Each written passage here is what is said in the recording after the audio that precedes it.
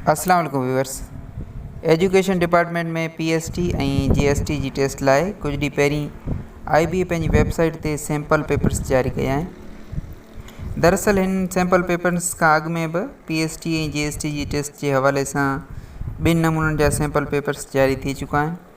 उन्हनि में ऐं हिन सैंपल पेपर में कहिड़ो फ़र्क़ु आहे, टेस्ट पेपर में केतिरा पार्ट्स हूंदा, हर पार्ट खे क्लियर करण लाइ तव्हांखे केतिरा सवाल हल करणा पवंदा, इन्हनि सभिनी सवालनि जा जवाब अॼोकी वीडियो में। पहिरीं जेके सैंपल पेपर्स जारी थिया आहिनि उन्हनि में हिकिड़ो एजुकेशन डिपार्टमेंट जे रिफॉर्म यूनिट तरफ़ां हो, जंहिंमें पीएसटी ऐं जीएसटी जी टेस्ट जे हवाले सां सिलेबस ॿुधायो वियो हो। उनखां पोइ सैंपल पेपर्स एसटीएस यानी आईबीए तरफ़ां जारी थिया, जंहिं मूजिबि पीएसटी जी टेस्ट लाइ 15 सवाल मदर टंग यानी सिंधी या उर्दू, 15 सवाल समाजी अभ्यास, करंट अफेयर्स, इस्लामियात, जनरल नॉलेज मां, 20 सवाल इंग्लिश मां, 25 सवाल मैथमेटिक्स मां ऐं 25 सवाल जनरल साइंस जा हुआ। अहिड़े तरीक़े सां जेईएसटी जी टेस्ट में 15 सवाल मदर टंग, 15 सवाल समाजी अभ्यास, करंट अफेयर्स, जनरल नॉलेज, इस्लामियात मां, 20 सवाल इंग्लिश मां, 25 सवाल मैथमेटिक्स मां ऐं 25 सवाल जनरल साइंस मां हुआ।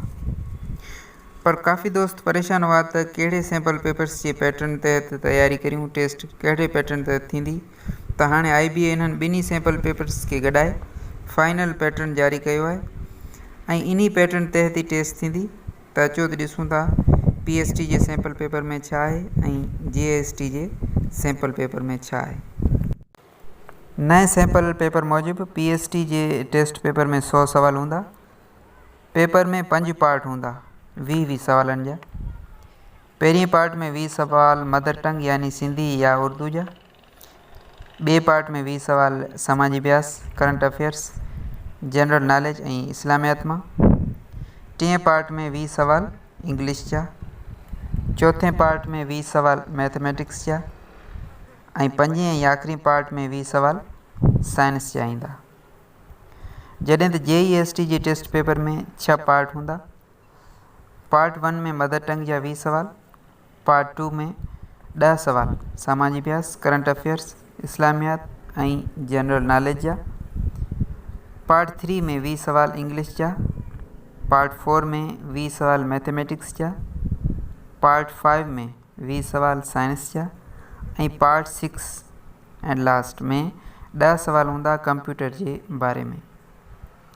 अहिड़े तरीक़े सां पीएसटी जे टेस्ट पेपर में 5 पार्ट ऐं जेईएसटी जे टेस्ट पेपर में 6 पार्ट हूंदा, जंहिंमें 100 सवाल हूंदा। हर पार्ट खे क्लियर करण लाइ तव्हांखे हुन पार्ट जे ॾिनल मार्कनि मां 45% मार्कूं खणणियूं पवंदियूं। मिसाल तौरु जेकॾहिं हुन पार्ट में 20 सवाल आहिनि त तव्हांखे 9 सवाल लाज़मी हल करणा पवंदा।